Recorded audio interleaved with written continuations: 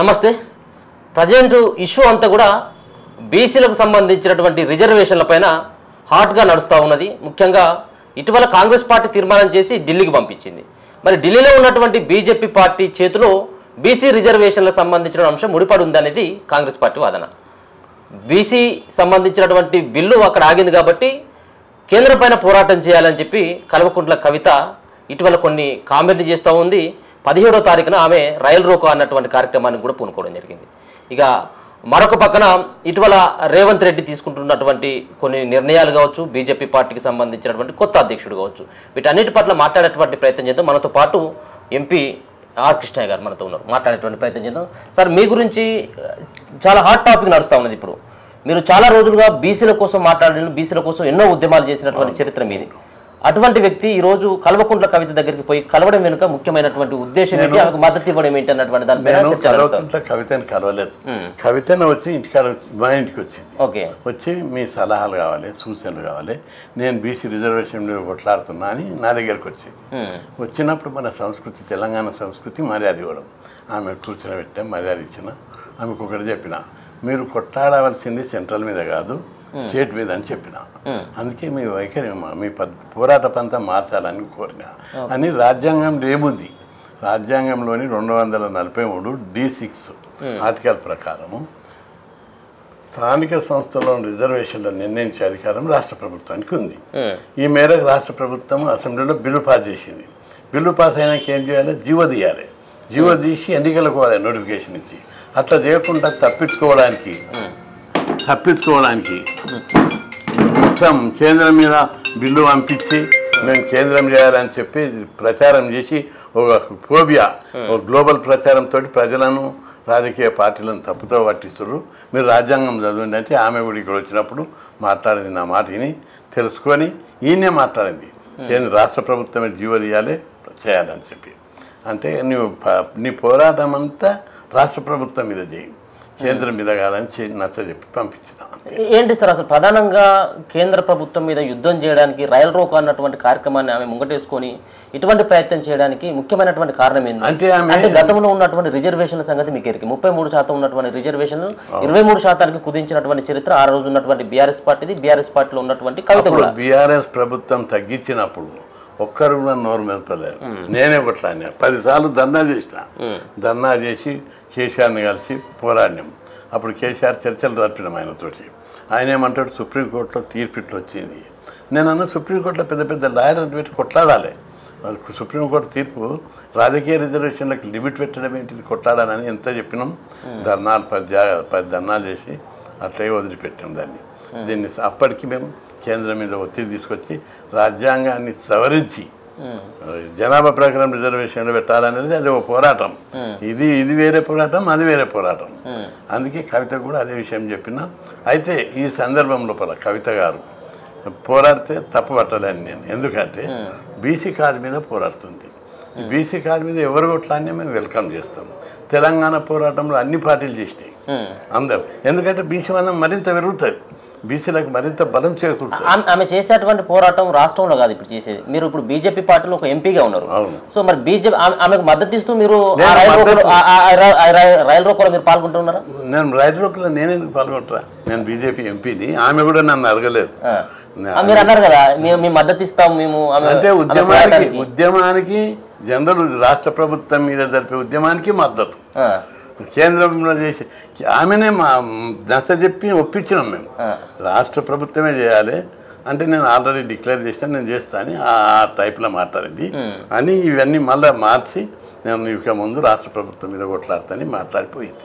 ఎందుకని పదే పదే ఇప్పుడు మీరు ఇంత చెప్పినప్పుడు కూడా సో రాష్ట్రంలో చేతిలో ఉంది, సరే ఒక తీర్మానం చేసినప్పుడు కూడా జీవో ఇచ్చేటువంటి అధికారం రాష్ట్ర ప్రభుత్వం చేతిలో ఉంది అని మీలాంటి వాళ్ళు పెద్దలు చెప్పినప్పుడు కూడా ఎందుకు బీజేపీ పార్టీ టార్గెట్ చేసిందని చెప్పేసి అనుకోవచ్చు. అంటే అప్పటికి ఆమె డిక్లేర్ చేసింది, అప్పుడే చెప్పింది ఈ ప్రోగ్రాము నేను డిక్లేర్ చేసిన కాబట్టి నేను ఈ ప్రోగ్రాం ఒకటి జరుపుతా, ఇక ముందు జరిపే ప్రోగ్రాంలన్నీ రాష్ట్ర ప్రభుత్వం మీద జరుపుతా అని మాట్లాడి. సో ఆమెను ఏ విధంగా బీజేపీ పార్టీ ఎంపీగా మీరు ఏ విధంగా నమ్ముతారు? ఒక వెలమ సామాజిక వర్గం అగ్రకులాలకు సంబంధించినటువంటి వాళ్ళు బీసీలకు న్యాయం చేస్తాం, బీసీల రిజర్వేషన్ల కోసం పోరాటం ఒక భాగం. మేము ఆల్రెడీ ఫీల్డ్ ఉన్న 50 ఏళ్ల నుంచి పోరాడుతున్నాను. అవును, నేను పోరాడుతున్నది పెద్ద పోరాటం. మొత్తం రాజ్యాంగాన్ని మార్చాలి, జనాభా ప్రకారం రిజర్వేషన్లు పెంచాలి అని మేము డిమాండ్ చేసుకుంటున్నాం. ఆమె పోరాటం మద్దతు మాకు, ఆమె పోరాటం మా పోరాటానికి మద్దతు బలం పెరుగుతుంది. కాబట్టి బలం పెంచే ఏ పోరాటాన్నైనా మేము కవిత గారే కాదు ఇంకెవ్వరు మద్దతు ఇచ్చిన ఆ పోరాటానికి మేము స్వాగతం పలుకుతాం. తెలంగాణ ఉద్యమంలో ఎట్లయితే తీసుకొచ్చామో బీసీ పోరాటాన్ని ఆ విధంగా తీసుకుపోతున్నాం మేము దాని ముందుకు. బీసీ కార్డు ఇప్పుడు వాడుకోవడానికి ప్రధానమైనటువంటి కారణం ఏముంటుంది? వాళ్ళ నాన్న ఆ రోజు చేసినటువంటి అదే ఆమె దాన్ని వాడుకోలేదు. ఆమె నినాదం బీసీలకు చేయాలని న్యాయమైన డిమాండ్ రేజ్ చేస్తుంది. అంతేగాని బీసీలు మొత్తం ఆ పదాన్ని వాడుకోవడానికి ఆమె చూస్తలేదు. ఆమె పోరాటము మా పోరాటానికి మరింత బలాన్ని చేకూరుస్తుంది. కాబట్టి బీసీ పోరాటం అనేది కొనసాగుతుంది. ఎన్ని రాజకీయ పార్టీలు ఎంతమంది నాయకులు వచ్చినా తప్పనిసరి బీసీ ఉద్యమం పోరాటం బలోపేతం కావాలని మా యొక్క టార్గెట్. అందుకోసం ఎంతమంది వచ్చినా దాన్ని మేము స్వాగతం చేస్తాం. ఒక పక్కన ఆ పార్టీలోనే బీసీల సంఖ్య తక్కువ, బీసీలకు సంబంధించిన వాళ్ళ యొక్క ప్రాతినిధ్యం తక్కువ. వర్కింగ్ ప్రెసిడెంట్ వాళ్ళ అన్న ఉన్నాడు బీఆర్ఎస్ పార్టీలో, మరో పక్కన కేసీఆర్ అధ్యక్షుడిగా ఉన్నాడు. సో వాళ్ళు ఇప్పుడు ఆమె ఉంది కూడా ఇప్పుడు బీఆర్ఎస్ పార్టీలో ఉన్నది. సో అటువంటి విషయాలు మీరు ఆమెతో షేర్ చేసుకోలేదా? ఎందుకంటే ఇది మీరు మా కోసం పోరాటం చేస్తూ ఉంటే మీ పార్టీలో ఉన్నటువంటి బీసీల సంఖ్య ఎంత అనేది అడుగుతారు కాబట్టి. ఆ పార్టీ మొత్తం ఆమె చేతుల్లో లేదు. ఆమె వరకు ఆమె పోరాటానికి బీసీల కాదు మీద ముందుకు వస్తుంది. మార్పు అనేది వ్యక్తి లోపల జరిగింది, పార్టీ పరంగా జరగలేదు. కాబట్టి ఆమె లోపల వచ్చిన మార్పు బీసీ ఉద్యమానికి బలోపేతం కావడానికి ఉపయోగపడుతుంది. కాబట్టి కవితనే కాదు, రేపు కేటీఆర్ మారవచ్చు, ఆ తర్వాత కేసీఆర్ కూడా మారవచ్చు. వాళ్ళ ఉద్యమానికి బలోపేతం చేయడానికి మద్దతు ఇస్తే అవి అన్ని పార్టీలు, అనేక పార్టీలు సిపిఐ సిపిఎం కూడా ఈరోజు వర్గ పోరాటంతో ఉండేవాళ్ళు ఇప్పుడు బీసీ పోరాటానికి మద్దతు ఇస్తున్నారు. దాన్ని కాదంటామా? కాదనలేవు. సిపిఎం కూడా వర్గ పోరాటం మీద కరడుగట్టిన పోరాటాలు చేసిండు ప్రపంచవ్యాప్తంగా. ఇక్కడ కూడా స్థానిక పరిస్థితులను బట్టి బీసీ రిజర్వేషన్లకు బీసీ ఉద్యమాలకు మద్దతు వచ్చి మాట్లాడుతున్నాం. ఓకే. కృష్ణయ్య గారిగా మీరు రాష్ట్ర ప్రభుత్వం పైన కల్వకుంట్ల కవిత పోరాడితే మాత్రమే మేము మద్దతు ఉంటుంది. మద్దతు అని కాదు, దాని మీద కొట్లాడమని సలహా ఇచ్చిన అంతే. ఈ కేంద్రంలో పోరాటం, బీజేపీ పార్టీ పైన పోరాటం అంటే మాత్రం అడగనే లేదు, అడగదు కూడా. నేను అడగడానికి రాలేదని చెప్పింది. మీ దగ్గర ఓన్లీ సలహాలు సూచనలు తీసుకోవడానికి మాత్రమే, సలహాలు సూచనలు తీసుకొని చెప్పిన మీకు మీరు గో హెడ్ మంచిగా పోరాటం చేయాలని అప్పుడు చెప్పి ఇప్పుడు కూడా చెప్తున్నాను. ఓకే. మరో పక్కన బీసీలకి మీ పార్టీ ప్రాతినిధ్యం ఇస్తుంది, మీ పార్టీలో ఎక్కువ మందికి బీసీలకు మాత్రమే అవకాశం ఇస్తుంది. తెలంగాణలో బీజేపీ పార్టీ అధికారంలోకి వస్తే ఖచ్చితంగా బీసీని ముఖ్యమంత్రి చేస్తామన్నటువంటి నినాదంతో ముందుకెళ్ళినటువంటి బీజేపీ పార్టీకి ఇటీవల ఎన్నుకున్నటువంటి కొత్త అధ్యక్షుని విషయంలో ఎందుకు ఆ నియమ నిబంధనలు పాటించలేదు, బీసీలకు ఎందుకు అవకాశం ఇవ్వలేదు అన్నటువంటి ప్రధానంగా ఒక చర్చ నడుస్తూ ఉంది. దీనికి ఏం సమాధానం చెప్తారు? బీజేపీ పార్టీ ఒక సిద్ధాంతపరమైన పార్టీ, ఇది all India party. All India ఈక్వేషన్లో ప్రెసిడెంట్ ఇస్తారు. ఒకటి మా బీసీలకు వాళ్ళు ఏమి ఇస్తామన్నారు, బీజేపీ ముఖ్యమంత్రి పదవి ఇస్తామన్నారు. పార్టీ పదవి అనేది చాలా చిన్నది, జెండాలు మోసే పని, పోరాటం చేసే పని. కాబట్టి దానికంటే ప్రాముఖ్యత కలిగింది ఏది, ముఖ్యమంత్రి పదవి. బీజేపీ పార్టీ బీసీ ముఖ్యమంత్రి చేస్తామనేది చాలా గొప్ప విషయం. అంతేకాదు ప్రధానమంత్రిని కూడా బీసీకి ఇచ్చారు వాళ్ళు, రాష్ట్రపతిని ఎస్టీ మహిళకి ఇచ్చారు, ఉపరాష్ట్రపతి బీసీకి ఇచ్చారు, సుప్రీంకోర్టు జడ్జి ఓ దళితునికి ఇచ్చారు. ఈ విధంగా పార్టీ పేరుకు బ్రాండ్ వేసారు అగ్రకులాల పార్టీ అని. కానీ పదవులన్నీ ఉన్నత స్థానాలన్నీ కూడా ఎస్సీ ఎస్టీ బీసీలకు ఇచ్చి ప్రాక్టికల్గా ఇన్నేళ్ళ ఎప్పుడన్నా బీసీలకు ప్రధానమంత్రి పదవి ఇచ్చిర్రా? పోని ప్రధానమంత్రి ఆయన వర్గ దృక్పథంతో చూసినా, కుల దృక్పథంతో చూసినా, రెండు దృక్పథాలతో చూసినా ఆయన బీదవాడు, బీద వర్గం నుంచి బీద కులం నుంచి వచ్చాడు. కాబట్టి దాన్ని దృష్టిలో పెట్టుకోవాల్సిన, అందుకే ప్రజలు గుర్తించారు. అందుకే మోడీ అంటే నిరాదనం పడుతున్నారు ప్రజలందరూ, సామాన్య మానవుని దాకా గుర్తించారు. బీజేపీ పార్టీ ప్రాక్టికల్ పార్టీ, సిద్ధాంతపరమైనటువంటి పార్టీ, బీసీలకు అధికారం ఇస్తుంది. బీజేపీ పార్టీని ఇప్పుడు ప్రెసిడెంట్ రామచంద్రరావుకి ఇచ్చారు. ఆయన చాలా పెద్ద నాయకుడు. ఇప్పుడు ఆయన విద్యార్థి నాయకుడు ఉన్నప్పుడు, ఏవీపీలు ఉన్నప్పుడు నేను లా కాలేజీలోనే చదివిన, ఆయన కూడా లా కాలేజీలో నాకు జూనియరు. అప్పుడు ఆయన బీసీ ఉద్యమాలలో కానీ విద్యార్థి ఉద్యమాల లోపల చాలా పాల్గొన్నాడు. అనేక సార్లు ఆయన జైలుకు పోయాడు, అనేక పోరాటాలు చేశారు, దెబ్బలు తిన్నాడు, లాఠీచార్జీలలో దెబ్బలు తిన్నాడు, ఈ ఉద్యమాలలో పాల్గొన్నాడు. ఆయన ఏం తక్కువ ఏం కాదు. అట్లా సౌమ్యుడు చూడడానికి ఉంటాడు కానీ ఖతర్నాక్ మనిషి మాటలు ఉంటాడు, ప్రాక్టికల్గా ఉంటాడు ఆయన. చాలా మంది ఆశించారు బీసీ వర్గాల నుంచి అధ్యక్షంగా నాకు అవకాశం వస్తుంది అన్నటువంటి భావంతో చాలా మంది ఉన్నారు. బీసీ నినాదం కూడా ప్రజల్లో అంత బలంగా తప్పు కాదు. బీసీ నినాదం ఇంత పర్టికులర్ గా ఈ నినాదం ప్రజల్లోకి దూసుకెళ్తున్నటువంటి సందర్భంలో బీజేపీ పార్టీ ఎక్కడో కూడా చిన్న మిస్టేక్ చేసి ఉంటుంది అన్నటువంటి భావన వచ్చింది. బీజేపీ పార్టీ ఎప్పుడు చేయదు. బీజేపీ పార్టీ బీసీ నినాదం ఇచ్చింది కదా, ఏమిటి కోసం? అది ముఖ్యమంత్రి పదవికి అధ్యక్ష బాధ్యతలు అప్పగించినటువంటి వాళ్ళు ముఖ్యమంత్రిని చేస్తారన్నటువంటి అనుమానం కూడా ఉంది. ఇప్పుడు అట్లా లేదు. ఆ పార్టీ ఒక్కసారి ప్రామిస్ చేస్తే వదిలిపెట్టే పార్టీ కాదు. వాళ్ళు నేను ఎక్కడో ఉన్నా అసుంటాన్ని తీసుకొచ్చి నన్ను పిలిచి రాజ్యసభ ఇచ్చారు. అంటే కరడు కట్టిన బీసీ ఉండి కూడా పోరాడితే మళ్ళీ మేమంతా వాళ్ళందరికీ తెలుసు ఈయన బీసీల కోసమే కొట్లాడతారని. అప్పుడు కూడా వాళ్ళు చెప్పారు బీసీల కోసమే నువ్వు కొట్లాడని. కాబట్టి బీజేపీ పార్టీ అన్ని వర్గాలను సబ్కే సాత్ సబ్ వికాస్ ఏదైనా అన్ని వర్గాల ప్రజలు డెవలప్ కావాలి. ఇంకొకటి బీజేపీ పార్టీ ఫిలాసఫీని మనం బాగా మౌలికంగా ఆలోచించాలి. ఒక ఫిలాసఫీ ఉంది, సర్వే జన సుఖినో భవంతు. మనం ఏమంటున్నాం, పేదవారికి ఈ దేశంలో అన్యాయం జరిగింది, పేదరికం పోయి అందరు సుఖంగా ఉండాలని. ఈ పేదవారు డెవలప్ అయినాక ధనవంతులు బీదోళ్ళు అయితే కూడా మనమే అంటాం కదా వాళ్ళు బీదోళ్ళు అయితే. బ్రాహ్మణులలో కూడా తినడానికి తిండిలోని వాళ్ళు ఉన్నారు, వైశ్యులల్లా రెడ్లల్లా కూడా తినడానికి తిండిలోని వాళ్ళు ఉన్నారు. అందరూ డెవలప్ కావాలనేది బీజేపీ పార్టీ ఫిలాసఫీ. అధికారం మాత్రం పేద కులాలకు దక్కాలనే ఏ ఆలోచన మనకు ఉందో అధికారంలో ఈ కులాలు ఎంటపడ్డాయి. అందుకే ఇన్నేళ్లలో తెలంగాణ కానీ ఉమ్మడి రాష్ట్రంలో బీసీకి ముఖ్యమంత్రి కాలేదు. ఇప్పుడు బీజేపీ మేము ముఖ్యమంత్రి పదవి చేస్తూ ఉంటుంది. ఈ రాష్ట్రంలో ప్రజలందరూ, తెలంగాణలో ఉన్న ప్రజలందరూ అన్ని పార్టీలతోటి విసిగిపోయారు. పార్టీలన్నీ విసిగిపోయినాయి. ఇక వచ్చేది బీజేపీ పార్టీ, బీసీ ముఖ్యమంత్రి. సో ఒక పక్కన అధ్యక్ష బాధ్యతలు అప్పగించిన తర్వాత మీ పార్టీలో సైతం కూడా అలకలు ఎక్కువైపోయినాయి. గోషమహల్ ఎమ్మెల్యే రాజాసింగ్ సైతం కూడా రాజీనామా చేసిండు పార్టీకి. దానిపైన ఎట్లా స్పందిస్తారని మీరు? అంటే రాజాసింగ్ మంచిగా అంకితభావం ఉన్న నాయకుడు, ఫిలాసఫీ మీద ఉంటుంది. కామన్గా ఒక పదవిని చాలామంది ఆశిస్తారు. ఆశించిన వాళ్ళంతా రాకపోతే కొద్దిగా అసంతృప్తి ఉంటుంది, ఆటోమేటిక్గా సర్దుకుంటుంది తర్వాత.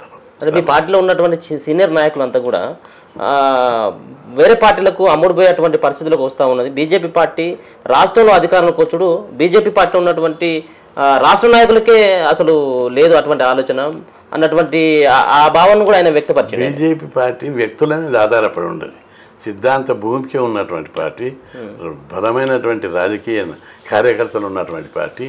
ఆ పార్టీకి ప్రజలందరూ నిరాజనం పడుతున్నారు. క్రమంగా పెరుగుతుందే కానీ ఎప్పుడూ తగ్గదు ఓటు బ్యాంకు. 2014లో 5% ఉన్న ఓటు బ్యాంకు ఈ మొన్నటి ఎన్నికల కల్లా వచ్చేటకల్లా 25% పోయింది. కార్యకర్తలు పెరిగారు, బలం పెరిగింది. ఒక్క ఎంపీ నుంచి ఇప్పుడు 8 మంది ఎంపీలకు, పోయినసారి 4 ఇప్పుడు 8కి వచ్చారు. ఇట్లా క్రమంగా పార్టీ బలపడుతుంది. అన్నిటికంటే ప్రజల లోపల విప్లవం వస్తుంది. ఆలోచన కాంగ్రెస్కి ఇచ్చినాం అధికారం, టీఆర్ఎస్కి 10 ఏళ్ళు ఇచ్చినాం. వీళ్ళ వల్ల అప్పులపాలైంది రాష్ట్రం, డెవలప్ కాలేదనే అసంతృప్తి. ఇంకా అనేక వర్గాల ప్రజల్లో ఈ ప్రభుత్వాలు పరిపాలిస్తే ఇంత బడ్జెట్ లేదు, వీళ్ళ ఇంకా రాష్ట్రాన్ని దివాలా తీస్తారు. అందుకే కేంద్రం అయితే కేంద్ర బడ్జెట్ వస్తుంది, రాష్ట్ర బడ్జెట్ డబుల్ ఇంజన్. కాబట్టి బీజేపీ ప్రభుత్వంలో ఒకసారి అవకాశం ఇస్తాం. సమర్థుడు నిజాయితీపరుడైన మోడీ నాయకత్వంలో, మోడీ ఇచ్చే ముఖ్యమంత్రులందరూ ఎవరు తెలుసా? నిజాయితీపరుడైన వాళ్ళకే ముఖ్యమంత్రి పదవి ఇస్తున్నాడు. మధ్యప్రదేశ్ తీసుకో, మహారాష్ట్ర తీసుకో, ఒరిస్సా తీసుకో, ఏ రాష్ట్రంలో తీసుకో, నిబద్ధత నిజాయితీ ఉన్నటువంటి వాళ్ళను అధికారం ఇచ్చి ముందుకు తీసుకుపోతున్నారు. ఓ మామూలు కుటుంబం నుంచి వచ్చిన వాళ్ళని కూడా ముఖ్యమంత్రులు చేస్తున్నారు. సో నీళ్ళ విషయంలో, బనకచెర్లకు సంబంధించినటువంటి విషయంలో కాంగ్రెస్ పార్టీలో ఇప్పుడున్నటువంటి రాష్ట్రంలో ఉన్నటువంటి కాంగ్రెస్ పార్టీలో కొంతమంది చంద్రబాబు కోవట్లు ఉన్నారు అన్నటువంటి వ్యాఖ్యలు కూడా వినబడతా ఉన్నాయి. ఈ బనకచెర్ల విషయంలో ఒక బీజేపీ పార్టీ ఎంపీగా మీరు ఏ విధంగా స్పందిస్తారు? చంద్రబాబు తీసుకున్నటువంటి నిర్ణయం సరైందని చెప్పేసి అనుకుంటా ఉన్నారు. అంటే బనకచెర్ల విషయం లోపల కేంద్ర మంత్రి కిషన్ రెడ్డి గారు ఇప్పటికే స్పష్టమైన సమాధానం చెప్పారు. కేంద్ర ప్రభుత్వం నిర్ణయిస్తుందని చెప్పి, కేంద్ర ప్రభుత్వం తీసుకునే నిర్ణయాన్ని బట్టి మేము దానికి కట్టుబడి ఉంటాం. ఎందుకు అది ఒక పక్కన తెలంగాణ నీళ్ల దోపిడికి ఆంధ్రప్రదేశ్ పరిస్థితి ఇస్తుంది అన్నప్పుడు బీజేపీ పార్టీకి సంబంధించినటువంటి ఎంపీలు కానీ ఎమ్మెల్యేలు కానీ ఎవరు కూడా మాట్లాడలేదు దీనిపైన, ఎందుకు వ్యతిరేకించట్లేదు? అంటే బీజేపీ పార్టీ అక్కడ కేంద్రంలో ఉన్నటువంటి బీజేపీ పార్టీతో చంద్రబాబు సైక్యతగా ఉన్నాడు కాబట్టి ఇక్కడ వాళ్ళు నోరు మూసుకుపోతా ఉన్నాయి. అది ప్రాంతం కోసం మాట్లాడాలి తప్పించి పార్టీ కోసం కాదన్నటువంటి కనబడతా ఉంది. ప్రయోజనాలకు భంగం కలిగితే ఎట్టి పరిస్థితుల్లో సహించము. అది కలుగుతుందా లేదా, ఏ విధంగా ఇక్కడ ప్రాజెక్టు నీళ్లు ఎక్కువైనా పోతాయా, మన నీళ్లు తీసుకుంటారా అనే విషయాన్ని కేంద్రం తీవ్రంగా ఆలోచిస్తుంది. కేంద్రం తీసుకునే నిర్ణయమే మేము దానికి శిరోధార్యం. అట్లేం ఫేవర్ చేయరు. నీళ్ళు ఎక్కడికి వెళ్ళిపోతున్నాయి, తెలంగాణకి వెళ్ళిపోతున్నాయి. మన నీళ్లు వాళ్ళకి పగలగొట్టి తీసుకుపోరు. మనం ఇప్పుడు మన దగ్గర ఆ నీళ్లు మిగిల్చుకొని ఇక్కడనే కట్టుకోవాలని ఓ ప్రపోజల్ ఉంది. కట్టడానికి ఎవరికి అభ్యంతరం లేదు. ఇక్కడ ఆనకట్టలు కట్టి ఆ నీళ్ళన్నీ ఇక్కడే వాడుకోవడానికి కేంద్రం కూడా సహకరిస్తామని చెప్పారు ఆల్రెడీ. కాబట్టి దానికి ఏమేమి కట్టుబడి. సో రేవంత్ రెడ్డి పరిపాలన సంబంధించినటువంటి అంశంలో ప్రతిసారి కూడా నెలకోసారి మీతో మాట్లాడినప్పుడు కూడా ఇదే విషయం అడుగుతూ ఉంటాను. సో ఎట్లా ఉంది సార్, ఏమనిపిస్తా ఉంది ఆయన పరిపాలన? రేవంత్ రెడ్డి అధికారంలోకి వచ్చి 18 నెలలైంది. ఇంత తక్కువ సమయంలో ఆయన అంచనేయలేము. అయితే బీసీలకు కొద్దిగా అన్యాయం జరుగుతుంది అనేది వాస్తవం. మొన్న ఇన్ఫర్మేషన్ కమిషనర్లను ఇచ్చాడు. 5 మందిలో ఒక్క బీసీ కూడా ఇవ్వలేదు. ఫీజు రియంబర్స్మెంట్ చదువుకునే పిల్లలకు ఈ 18 నెలల కాలంలో 18 రూపాయలు కూడా ఫీజుల బకాయిలు ఇవ్వలే చదువుకోవడానికి. అదేవిధంగా ఇంటిగ్రేటెడ్ స్కూళ్ళకు 1000 కోట్లు కేటాయిస్తున్నాడు. బీసీ హాస్టళ్లకు, ఎస్సీ హాస్టళ్ళు రెంటెడ్ బిల్డింగ్లు ఉన్నారు. ఒక్క బిల్డింగ్ కట్టడానికి ఇస్తలేరు. ఒకవైపు ఫ్లైఓవర్లు, స్కై ఓవర్లు, ఇంటిగ్రేటెడ్ హాస్టల్స్లో పెద్ద పెద్ద 4th సిటీ కడతా అన్నీ చెప్తున్నాడు. ఈ కాలేజ్ హాస్టల్లో కట్టాలని మేము అడుగుతుంటే ఒక్క బిల్డింగ్ కూడా కట్టలేదు. అందుకే ఇంకా తన వైఖరి మార్చుకుంటాడని మేము ఆశిస్తున్నాం. బీసీ వ్యతిరేక వైఖరి ఉన్నదనేది ప్రజల్లోకి వెళ్ళిపోయింది.